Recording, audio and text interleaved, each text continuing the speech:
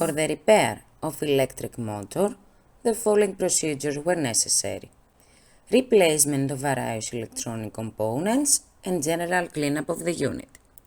For testing, we use 110-volt AC power supply and a capacitor box. Changing the position of capacitor, the speed direction is changing.